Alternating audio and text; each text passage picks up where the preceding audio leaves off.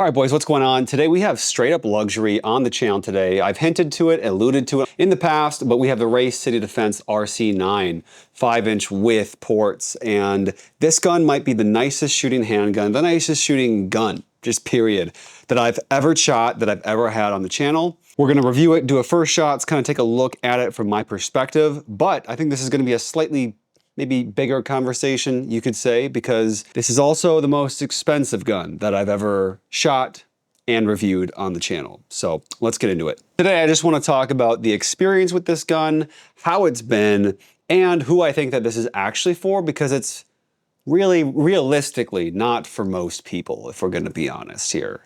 So in my experience with guns, kind of the things that I've gotten my hands on, the guns that I've built out, taking a look at a lot of either budget-oriented or kind of mid-tier guns, especially in the 2011 double stack 1911 realm. And when you're looking at some of those cheaper baselines, those cheaper foundations to start with, I just did a video on the Kimber 1911 DS Warrior, a great foundation to start with, a great series of pistol to build off of, and I believe that the series would likely be expanded going forward. Another platform that I've started with and modified is the Springfield Prodigy. Now this one has absolutely gotten a little bit more of a facelift than that Kimber that we just looked at, so there's a lot done to this. A good baseline and foundation to build off of. And I've even used a Staccato in this way. The Staccato CS basically did the same thing. Bought the gun and then started to customize it, make it my own. But at a certain point, you hit some diminishing returns. The ceiling is not low, but definitely attainable. Like, there's only so much you can do. In my opinion, I think my Prodigy is a great example of that. I think I absolutely have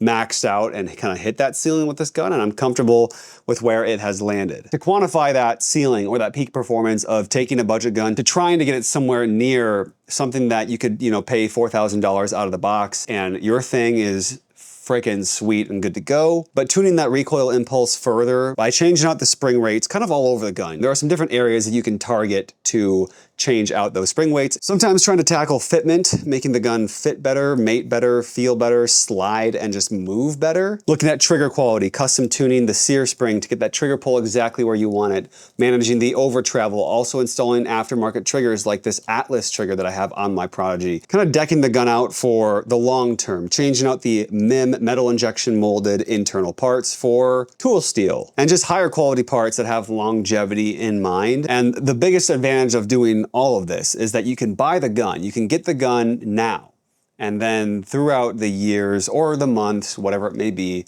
you can get it to where you want it to be. And so you can train with it throughout each phase, each iteration, and kind of get to know and get familiar with that gun. In my opinion, to say it in a very crass, crude way, I would kind of equate the two different methods of going about it as, you meet a solid 4. You start dating her, you date for a long time. You can get to know it better, give it a chance, get to know it intimately.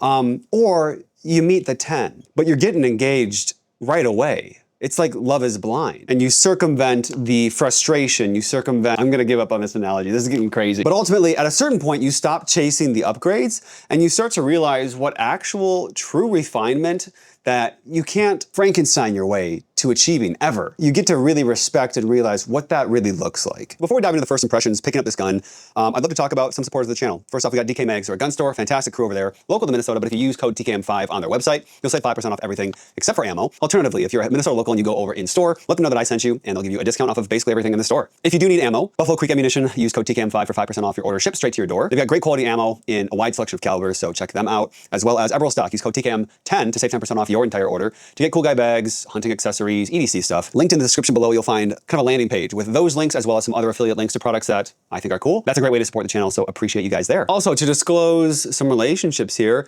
this gun was sent out to me for free. I have 30 days with it, and then I have to send it back, or otherwise I have to pay for it. And right now, I don't know if I can quite swing that. So unfortunately, this will be going back.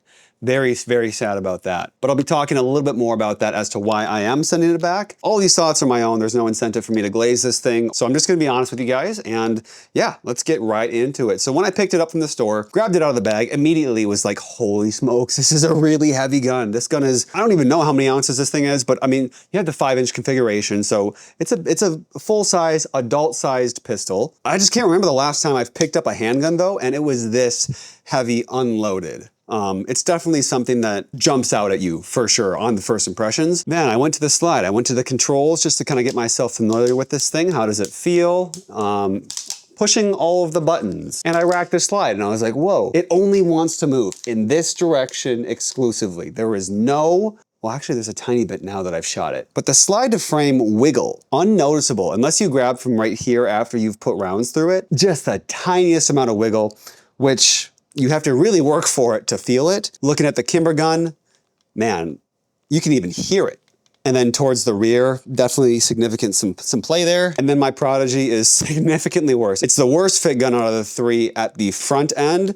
And then towards the back end, behind the optic, it is better than the Kimber. The fitment is absolutely beautiful. It's wonderful. It's of Atlas quality. And I did do the wiggle test when I held an Atlas Erebus. The next thing that really stood out to me is the grip texture.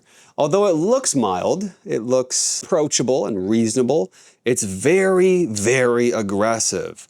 The texture just absolutely bites into you. This is not something that I would want to carry or have up against my stomach, and it would absolutely shred holes in a t-shirt. I think for its intended purpose of what this gun is, of who it's for, I think that's a good thing, because this thing was not meant to be carried, I would dare say. The thumb safeties, wonderfully positive clicks, and the texture on them as well is very appropriate. Like you can get your thumb on there comfortably, ride that safety down while you're controlling the recoil. The recoil spring, kind of poundage weight, is very light. Not insanely light, but definitely light enough to manipulate easily. This gun's incredibly easy to air rack and very fun to do it. I just couldn't help myself while out on the range. And then the last thing that I want to talk about with the first impressions of the controls is that frickin' trigger, you guys.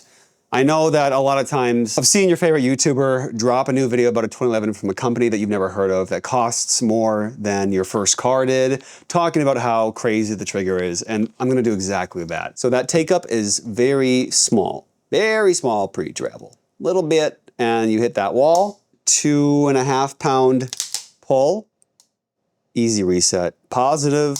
This is the best trigger I've felt on any gun. Now, my boys over at DK Mags that I talked about earlier, I pulled the trigger with an unloaded gun. So I was like, hey, come here. You guys got to feel this. You have to pull the trigger on this gun and feel how insane this is. One of the guys, an older gentleman, was like, dude, that's dangerous. That's actually scary. And I was like, it's dangerously good. The other young guys, they were absolutely freaking out. Couldn't believe it at how light, at how beautiful that trigger is. And it absolutely lets you run the gun so freaking fast. But it is way too light for anything outside of a range toy and kind of a competition use. I think that's fine because I think that this is a scalpel tool. This is not a, what are those things called? It's not a Swiss Army knife of a gun. It's just a gun that wants to go fast. It's gonna make all of your dreams come true. So I'm not saying that this is an Atlas, although they do use a decent amount of parts from Atlas. I believe that their barrels are Atlas barrels. Trigger is obviously Atlas trigger. The magazines that it comes with are from Atlas as well. Not sure what other parts are from them, but there is some shared lineage here. You can really tell and feel, and you understand where your money went in terms of the tolerance stacking, the reliability, just how beautifully and perfectly this gun is tuned, and how consistent everything feels. I believe the porting on this gun changed the experience greatly, but it makes the gun track incredibly fast. And the recoil, you can just vice down on the gun, spam that frickin' trigger, and this thing will just go like a sewing machine all freaking day. It makes this feel unfair. And I'm kind of upset because I was a little bit worried to get this gun on the channel. I was worried that I would come to the conclusion that, well, you know, it's a $4,200 gun with the ports. Not really worth the money. Like, you know, my Prodigy, you'd be better off sticking with a $1,500 gun and building it, turning it into a, oh God, as it is now. This is probably a $3,500 gun, but for $500 to $700 more, you could get this instead. And I think, honestly, this is inches away from being like the Atlas quality that I've been talking about. I just bring them up because this gun obviously has Atlas characteristics. It has the Atlas trigger and it has the Atlas grip. So it literally looks kind of like an Atlas from a long ways away. This is so much closer to being that feel than this could ever dream of. I finally understand why people spend stupid money on stupid guns like this. Everything, the bill drills, the doubles, the transitions, how the dot tracks, and it never leaves the window, even though I have a freaking honking massive dot here. But just because I'm glazing this gun, just because this is an amazing work of craftsmanship, of engineering, doesn't mean that everyone should get this gun. It doesn't mean it's financially wise for everyone. I think, especially in today's economy, it's ironic that this is the time that I'm coming out with content focusing on guns that are of the higher echelon. Realistically, if you can't afford to buy something twice, I think that's a good rule in general for most things, then you can't afford it. Don't go to your store.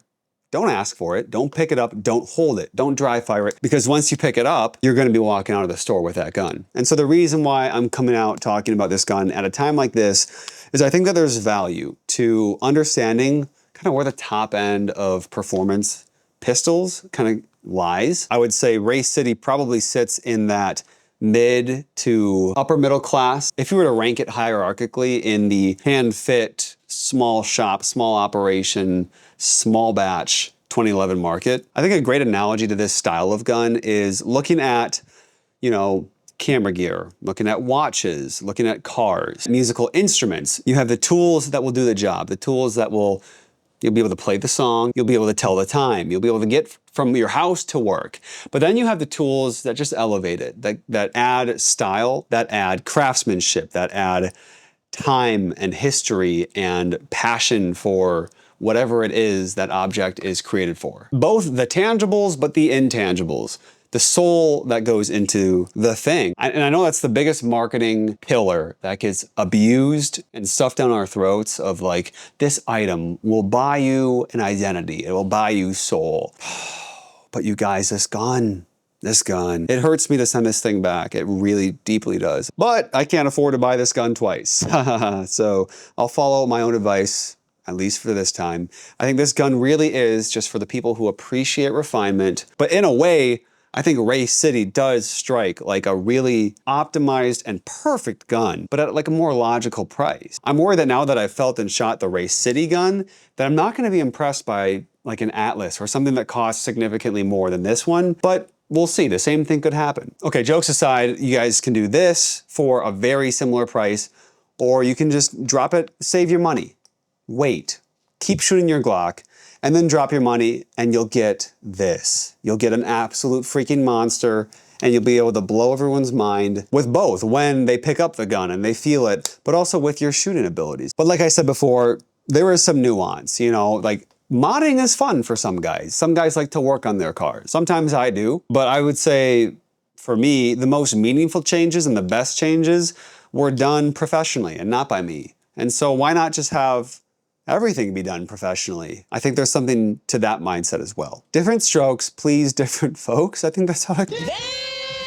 The reason why that I haven't bought this gun, the reason why that I'm not keeping it, is because I'm interested in something else that Race City offers. They offer a gun called the Core, and I'm very intrigued in getting that in my hands. And there's a greater chance than not that that gun will not be going back to those guys, and that'll be taking it home. So in my opinion, the Core feels like the enthusiast wet dream. Absolutely. I mean, this is gonna be doing things for you that you'll shoot the gun and you'll look at it and say, there's nothing I need to do to this.